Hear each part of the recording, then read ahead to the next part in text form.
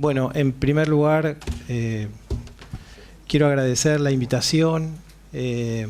Para nosotros es un verdadero gusto. No voy a decir honor, porque como decía Roland Barthes, los honores se merecen y yo no sé si por lo menos yo los merezco. Por ahí mis compañeros sí. Pero el gusto no me lo va a sacar nadie y el gusto sí es mío y quiero agradecer esa posibilidad. La verdad nos han tratado de una manera muy cordial, muy cariñosa, muy afectuosa y creo que también acá mis compañeros deben sentir lo mismo, estamos muy agradecidos por ello. Me voy a sumar a las felicitaciones por las jornadas y por la organización de la maestría. Yo que he estado en distintas comisiones de maestrías, de diversas maestrías, sé lo difícil que es convocar estudiantes y llamar su atención y diría casi que esta es una tarea prometeica la que han logrado porque son tiempos muy difíciles donde además hay mucha competencia de ofertas educativas de posgrado y imagino todo lo bien orientados que deben estar para haber logrado lo que lograron. ¿Qué voy a hacer yo ahora? Yo me quiero tomar una libertad. Me pareció que podía aprovecharla estando rodeado acá de mis amigos, digamos, a quienes conozco cuáles son los senderos por los cuales trabajan. Y cuando intercambiábamos mails sobre qué íbamos a decir cada uno, yo propuse algo que de entrada quiero avisar, me queda grande. Pero tengo ganas de tratarlo. Que sería algo así, le dije a los chicos, yo quiero plantear algo prescriptivo. Vieron que los sociólogos nos dedicamos normalmente a describir estados de cosas, en el mejor de los casos a comprenderlos y en ya situaciones absolutamente extraordinarias explicar lo que comprendemos. Son tres pasos que uno implica al otro, pero no siempre la escalera se cumple. Bueno, yo no quiero hacer eso hoy. Yo quiero hablar de una prescripción, es decir, de lo que los sociólogos tenemos prohibido, que es emitir una receta. Quiero hablar de la receta y las características que tiene que tener la receta. Los chicos ni me contestaron el mail porque ya conocen mis exabruptos, entonces no me dieron ni entidad ni importancia, así que yo considero eso una habilitación para decir lo que iba a decir. Pues ninguno me refutó ni me dijo nada, con lo cual, y es más, les mandé una grilla y los tres ingratos no dijeron nada. Así que voy a aprovecharme de esa libertad y de lo contento que estoy para que sea feliz. Ahora, lo que les voy a transmitir es algo que yo considero doloroso, arduo y difícil. Sería algo así como plantear, yo diría, una pedagogía, y permítanme que lo diga con una palabra fea, del sobreexigido. Ya tenemos pedagogías del aburrido, ¿se acuerdan? Corea Leukovics. Tenemos pedagogías del oprimido, ¿no es cierto? De Paulo Freire. A mí me gustaría plantear esto, que me queda grande, digamos, algo así como ¿qué es lo que tendríamos que lograr como educadores de estudiantes de maestría y estudiantes de doctorado? Porque tal vez veo que vine un poco engañado y me envalentoné con eso, pero bueno, entiéndame hacia dónde quiero ir, a pensar cuál podría ser una pedagogía de maestrandos y doctorandos eficientes en el mundo, quiero decir eficientes con las comillas, ¿no? Eficientes y eficaces en el mundo digital o tecnosocial de nuestros días. Y para eso, bueno, quiero rescatar dos aspectos de la sociedad contemporánea que son caprichosos, podrían ser muchísimos más, lo voy a hacer a título, digamos, de consigna, porque no puedo profundizar, pero entiendo que todos comprendemos que estamos viviendo en una sociedad donde los ritmos temporales de la producción de todas las formas del espíritu humano están tensionadas hacia una aceleración creciente. ¿Qué quiero decir con esto? Eso que se conoce, por ejemplo, como sociedad de la información, sociedades de capitalismo tardío, hay muchas maneras de mencionarlo, pero me quiero quedar con ese aspecto de que cada vez son más importantes los conocimientos en esta sociedad. Hay autores que han hablado de que se trata del verdadero factor clave de la producción que moviliza a todas las industrias y toda la producción de servicios con las cuales nos abastecemos. y que ese factor clave está entrando en una condición muy especial, que, digamos, esa condición de tensionamiento y sobreexigencia que viene por el número creciente de recursos que se invierten para producirlo, de escuelas, por ejemplo, o instituciones en las cuales producimos futuros cuadros para que sigan produciendo esa ampliación de conocimiento, o sea, la generación de técnicos y científicos, para decirlo rápidamente, sobre los cuales se hacen inversiones crecientes y, por supuesto, una exigencia sobre las personas que se dedican a estas cosas para que su productividad aumente. ¿Por qué? Porque, entre otras cosas, el sistema económico necesita de esa producción para sostenerse. Yo no voy a entrar en discusiones generales sobre cómo podríamos vivir mejor, eso es algo que queda para otro momento, pero el diagnóstico sería: la sociedad contemporánea es una sociedad de revolución tecnológica y científica permanente. Veamos algunos datos muy simples. Cada vez más gente se dedica a la investigación y desarrollo en instituciones universitarias del saber y en instituciones que no son universitarias. Por ejemplo, las empresas. Los institutos independientes, el número de esos institutos es cada vez mayor, el número de presupuestos con los que cuentan es cada vez mayor. Por ejemplo, tenemos cada vez más carreras universitarias. A medida que avanza el tiempo, más carreras universitarias, más carreras de posgrado y con el tiempo más carreras de doctorado y hasta incluso de postdoctorado para los que tienen, digamos, esa afición a seguir mejorando sus credenciales y sus competencias. Es decir, se expresa, entre otras tantas cosas, en un aumento y una explosión, digámoslo así, de instituciones educativas y trayectos educativos nuevos. ¿Qué genera esto como resultado? Bueno, lo vivimos cotidianamente. Una explosión del mundo de los conocimientos, una explosión de la aplicación tecnológica de los conocimientos buscados y un inmediato pasaje de todo eso a la esfera de la producción, porque todo eso tiene aplicación económica rápida en un mundo que necesita todo esto para seguir su funcionamiento desbocado, ¿no? Otra de las cosas que me parece interesante mencionar es que, digamos, un trayecto que a mí me parece simpático e interesante, tal vez muy metafórico, pero bastante indicativo, que Serres hizo en el libro Pulgarcita, que muchos de ustedes conocerán, y que ha expuesto en distintas conferencias que se pueden ver por YouTube. ¿A qué me refiero? A ese pasaje donde él decía que se pueden establecer como algo así como 3 grandes estadios, ¿no es cierto? El estadio número 1, que era aquel en el cual todos los conocimientos eran orales, porque no existía la escritura, donde el poder de la memoria, ¿no es cierto?, era muy importante, y donde los hombres sabios eran capaces de incorporar, o sea, hacer grandes cuerpos de conocimientos con los cuales después reproducían o producían nuevos conocimientos. Eso empieza a entrar en crisis cuando aparece la escritura, ¿no es cierto? Cuando empieza a aparecer la escritura y el dispositivo texto y el dispositivo libro, el asiento de la memoria empieza a estar afuera del cuerpo, empieza a estar en cuerpos físicos, vamos a decir así, exteriores a la memoria propia, y en todo caso, el trabajo del sabio consiste en formarle la cabeza, decía él, ¿no? Siguiendo la metáfora de los antiguos griegos, formar una buena cabeza para que pudiera operar con criterios sobre eso que estaba fuera del cuerpo y que se podía manipular.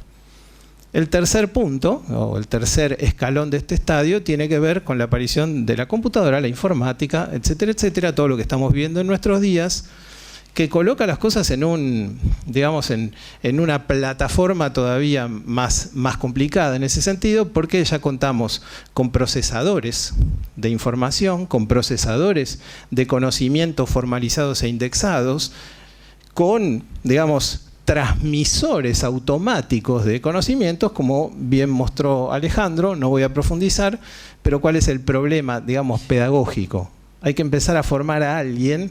Él dice, ¿no es cierto?, con la metáfora de Saint-Denis, no sé si se acuerdan, ¿no?, que Saint-Denis es ese santo que le cortaron la cabeza y que cuando la cabeza cae en el medio del altar sigue hablando, ¿no? Dice, bueno, ya no tenemos más la cabeza sobre nuestros hombros, porque somos todos como Saint-Denis, estamos todos decapitados de algún modo y las computadoras son nuestras cabezas.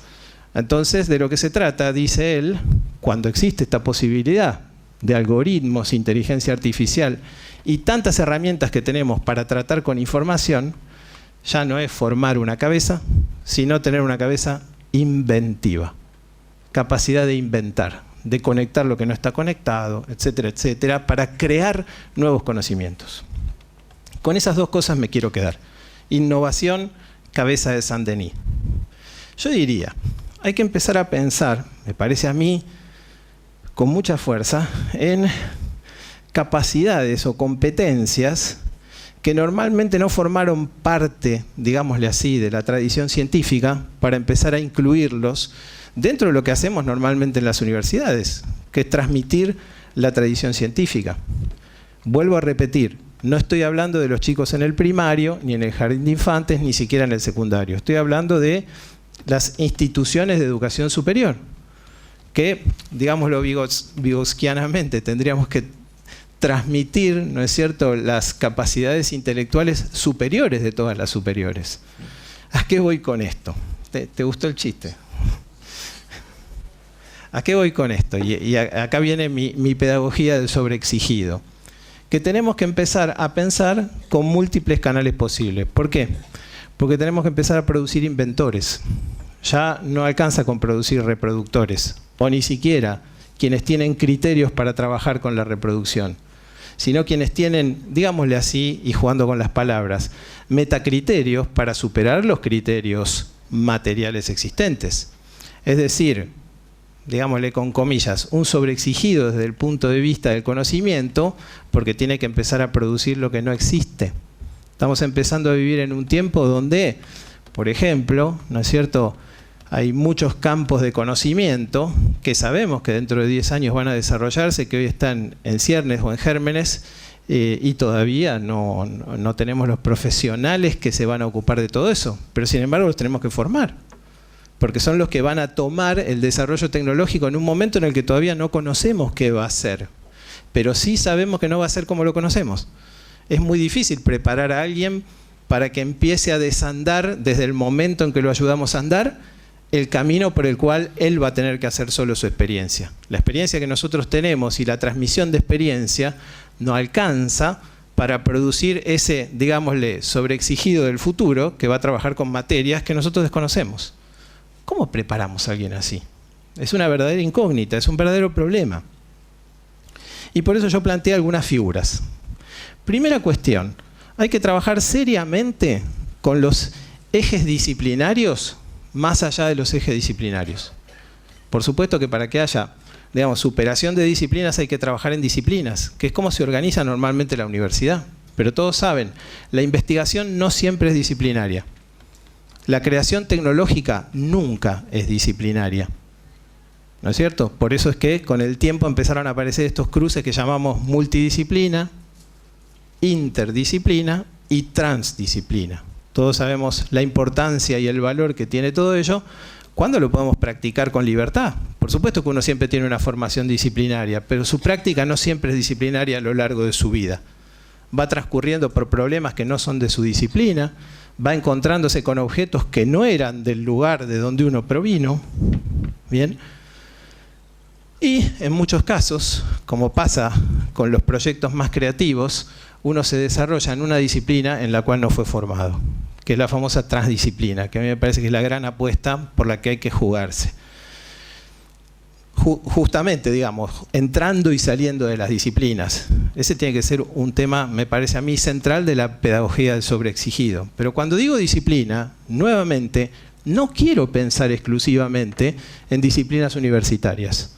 Porque cuando uno piensa en transdisciplina dice, claro, sí, físico-química, física o matemática y computación, o sociología y antropología, ¿no? Moverse en los bordes entre disciplinas que son parientes. Estoy pensando en otra cosa, en que sea una multidisciplina donde uno realmente se acerque a alguien que está lejano, y hasta incluso en disciplinas que no son científicas y que no entran normalmente en la universidad. El arte, por ejemplo, los deportes. Aunque parezca mentira, hay esquemas de deportes, de movimiento físico, danza, música, donde a través del trabajo con distintas materias se incorporan, digámosle así, distintas competencias y capacidades. ¿Por qué? Porque para que haya innovación, y ahí voy a ir con unas figuras, digámosle así, que propongo, figuras de ruptura, diría yo, que las coleccioné revisando la filosofía, o por lo menos la poca filosofía que conozco. Primera cuestión, trabajar con la contraintuición. Una pedagogía del sobreexigido tiene que pensar contraintuitivamente. Seguramente se acordarán del libro de Feyerabend que se llama Contra el método, ¿no es cierto? Hay veces que hay que pensar con el método y hay veces que inventar contra el método, ¿no es cierto? Y el pensamiento contraintuitivo justamente consiste en eso. Todos van para allá, yo voy para el otro lado. ¿Qué puede pasar? Y equivocarme, nada más. Hacer un papelón, perfecto. Pero por ahí encuentro algo. Y si encuentro algo puede ser muy valioso. La contraintuición, diría yo, es un elemento de la lógica del descubrimiento más que de la justificación, que tanto nos oprime en las universidades, donde, por ejemplo, se daría una rienda un poquito más suelta para la creatividad. Segundo punto, la lógica del fragmento. La lógica del fragmento, gran figura planteada por Maurice Blanchot en algún momento para entender qué son las innovaciones literarias. Él decía, la lógica del fragmento no es algo que está roto, sino el encuentro de dos series que son incompatibles entre sí y que en realidad nos rompen a nosotros como lectores. En eso consiste justamente la lógica del fragmento. Hay que producir lógica del fragmento en nuestros estudiantes, por ejemplo, para que empiecen a acostumbrarse a lo que en primera visión es incompatible, para que le busquen la vuelta para hacerlo compatible. Esa figura, por ejemplo, es una figura bien contrapedagógica, en un sentido fuerte, porque más que aprender, ayuda a desaprender. Una tercera figura que me sigue gustando es la de plantear una pregunta, tan simple como esto. El planteo de la pregunta probablemente sea el ejercicio pedagógico más revolucionario que se puede hacer. Si uno le dice a un estudiante, decime qué dice el texto, es mucho más probable que nos diga qué dice el texto que si le decimos, formularle una buena pregunta a este texto, van a ver como sí empieza el empantanamiento. Formularle preguntas a un texto, a un planteo, a un concepto, y a algo que esté bien elaborado y bien establecido y bien justificado, mucho peor. La exigencia es mucho mayor cuando los textos son más aceptados. Cuanto más dentro del paradigma estamos, cuanto más dentro de lo aceptado estamos. Cuarta figura, importantísima de acá en más. Los científicos, y permítanme que me incluya, aunque es raro, nos vamos a tener que ir volviendo con el tiempo inventores en el sentido de proyectar. ¿Un minuto? Bueno, en el sentido de proyectar. ¿Qué quiere decir eso? Que hay que empezar a pensar en lo que no está para hacerlo. Por ejemplo, tenemos grandes lecciones del diseño, de la arquitectura, que son disciplinas universitarias no científicas, de las cuales tenemos muchísimo que aprender en sus procedimientos, porque justamente forjan lo que después vamos a hacer. El pensamiento proyectual es muy importante para cualquier científico porque lo ayudaría a pensar lo que no existe y empezar a tirar, por decirlo así, una botella al mar muy creativa. Punto número 5, diría yo, y con esto creo que voy a terminar porque además me quedo sin tiempo, tenía más cosas pero no importa. Así son los paneles y lo acepto. El tema de la imaginación. Hay que producir una pedagogía de la imaginación. En el sentido sartreano del término. Discúlpenme que traiga a todos los filósofos, pero suelo apoyarme en ellos porque han andado estos caminos previamente. Cuando entendemos la imaginación como la capacidad de desrealizar lo realizado, vamos todavía un punto más que en la proyección, donde estamos creando lo que no existe. Porque crear lo que no existe es una tensión muy fuerte desde el punto de vista creativo. Pero desde el punto de vista crítico, es mucho más fuerte desrealizar lo que existe, descomponer lo que existe. Esa idea, ¿no es cierto?, del pensamiento crítico tiene mucho que ver con la imaginación que Sartre planteó en un texto ya antiguo del año 56, pero donde está la idea, digamos, de deshacer lo hecho para poder rehacerlo. El principio del pensamiento político, el principio, pensamiento político revolucionario, ¿no es cierto?, tiene que ver con la facultad imaginativa. La facultad imaginativa ni se trabaja ni se premia. La premian los pares, cuando uno está completamente consagrado y los demás encuentran cosas imaginativas. Pero en los estudiantes es muy difícil, porque yo les puedo asegurar, tenemos muy pocas herramientas para evaluar la imaginación. Por ahí, en carreras que tienen que ver con el dibujo, el arte y la creación, sí. Última, intuición. Me parece a mí que la intuición es central para hacer que todas estas otras facultades trabajen juntas, en esa especie, digamos, de... ¿Vieron tiene que ver con la lógica del descubrimiento, que es la corazonada famosa, ¿no?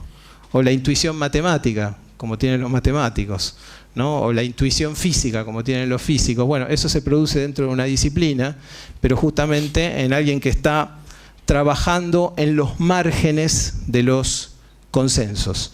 La intuición justamente tiene que ver con captar cosas que no tienen que ver necesariamente ni con la inteligencia, ni con todas las formas múltiples de la inteligencia. La inteligencia intuitiva ocupa un lugar bastante lateral en las pedagogías, y ese es otro punto que a mí me parece que hay que incluir en esta pedagogía del sobreexigido. Después dejaremos para preguntas otras cosas. Gracias. Muchas gracias, Marcelo.